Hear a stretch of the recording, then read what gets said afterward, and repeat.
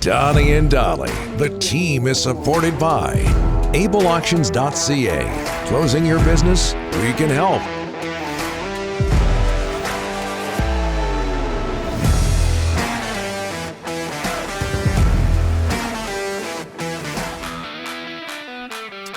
Friday. Today's guests, including Dick Zokol, standing by at Predator Ridge to talk some golf. Brought to you by Langley Chrysler. Enjoy no-hassle 3-day returns and 30-day exchanges on all used vehicles, so you can make sure what you get is just right for you in one of the largest inventories in BC. Don't just love your car, love buying it at langleychrysler.com. Oh, yeah. Just before we get to Dick Zokol, Jeremy in Langley, Delaney's OK Tire in Langley inbox, regarding the protesters at BC Place last night. Pay a local rugby team $200 a head and line the field. Boom, done. The words of Jeremy that in is Langley. So true. An old school approach. Okay, the LIV event number 1 going on in London. We're talking golf here, folks. Also going on in Toronto, the RBC Canadian Open. To talk about that, controversial times for golf. From Predator Ridge, Dick Zokol. How are you, sir? I'm well, guys. Good to be with you. Yeah. We'll talk about Predator Ridge in a second, but man, golf making a lot of headlines these days. Just first of all, Dick, let's start this way. Just your opinion of the LIV Golf Tour and its effect on the great game of golf. Well, the LIV Golf series of tournaments is being funded by the Saudi group they've invested, I think, $4 billion already. They've got trillions upon trillions of dollars, so they have an endless amount of money, and they're not looking for a return on their investment.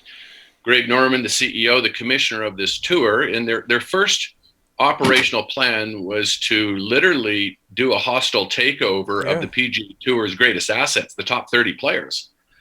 That kind of blew up when Phil Mickelson, as we say, strapped on that suicide vest and detonated himself about 2 months ago in Los Angeles. He's been in hiding until this past week, and this LIV Golf series has repivoted, and now they're going as a competition against the PGA Tour.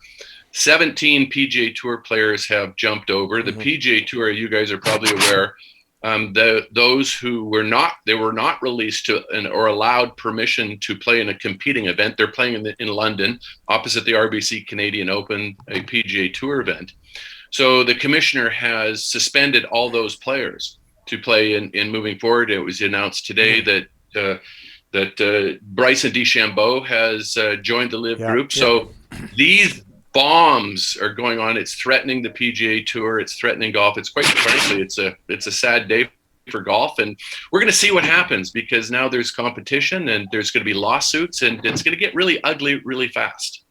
And ultimately, what do you think will happen, Dick? Because we've seen this before in other sports, WHA, ABA, American Football League. What ultimately happens?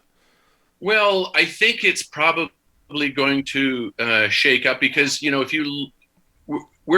it's a novelty right now. It's getting a lot of attention, but by the end of this year, the LIV Golf, the first event in the LIV Golf series in London this week, it has a relatively weak field that compared to the RBC Canadian Open. And the biggest problem I have with it is I have no problem with competition and each person's decision to decide where they want to play. I've got a big problem with what Dustin Johnson did this past week, who was the lead ambassador for RBC and has been for a number of years, choosing not to honor his contractual obligation with RBC and play in the RBC Canadian Open. I think the honorable thing to do would to play in it, and then next week, if he wants to jump to the LIV series, go do that. So that was really unfortunate, and there's damages with that, because as I think you all know, that RBC let them go, him and Graham McDowell go.